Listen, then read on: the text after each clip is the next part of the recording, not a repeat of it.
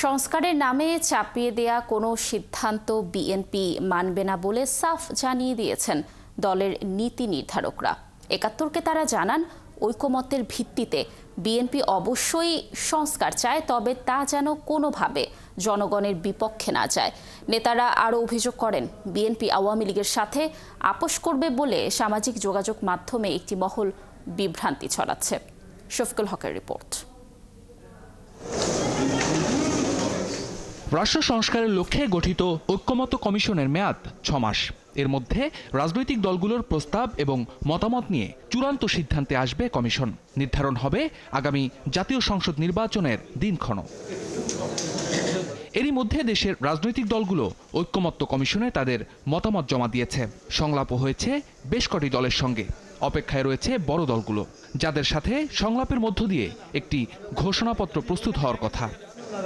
এ নিয়ে বিএনপি নীতি নির্ধারকরা জানান, আইনি বৈধতা নিয়ে একটি টেকসই সংস্কার করতে নির্বাচনের বিকল্প নেই এবং এই সংস্কার হতে হবে অবশ্যই ঐক্যমত্যের ভিত্তিতে।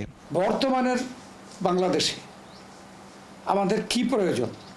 প্রয়োজন হলো একটি সংসদ, যেই সংসদ আইন প্রণয়ন করবে, যেই সংসদ সংবিধান সংশোধন করবে। বাংলাদেশে বর্তমানে যে সংস্কার প্রয়োজন বিভিন্ন সেক্টরে, এগুলো কিন্তু এদের পক্ষে ৬ মাসে বা একটা স্বল্প সময়ের মধ্যে এটা সম্ভব না, চলমান হতে হবে। ঐক্যমতের ভিত্তিতে যদি হয় ভালো, নাহলে তো আমাদের গণতান্ত্রিক দেশ, গণতন্ত্রের জন্য আমরা যুদ্ধ করেছি, সংগ্রাম করেছি, আন্দোলন করেছি, আমরা গণতান্ত্রিক পদ্ধতি এগিয়ে যাবো। আমরা সংস্কার যেটাই হবে এটা তো পাস করতে হবে, তাই না? এটা আপনি আর আমি বলে তো সংস্কার হয়ে যাবে না।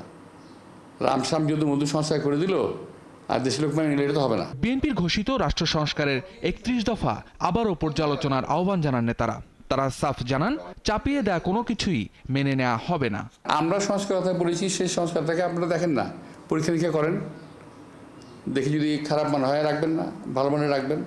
আবার ওনারা যেটা বলবে আমদানি করা কোনো জিনিস, ইম্পোর্ট করার জিনিস আমরা চাপিয়ে দেবে, ওটাও ঠিক না। চাপিয়ে দেওয়া কোনো জিনিস বাংলাদেশের লোক কখনো মেনে নেয় নাই, মেনে নেবে না। পজিটিভ সংস্কার চাই, এমন কোনো সংস্কার নয় যেটা দেশের জনগণের বিপক্ষে যাবে। এমন কোনো সংস্কার নয় যেদিন কদিন পর আবার জনগণকে আবার এর বিরুদ্ধে রুখে দাঁড়াতে হবে।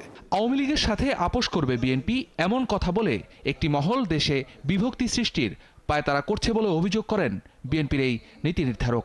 দেশে একটা বিভক্তি সৃষ্টি করার জন্য এই কথাগুলো বলে বেড়াচ্ছে এবং এদের কাজ হলো সময় বিক্রি করা, কি জানি বলে ভিউ বাড়ানো, টাকা কামানো।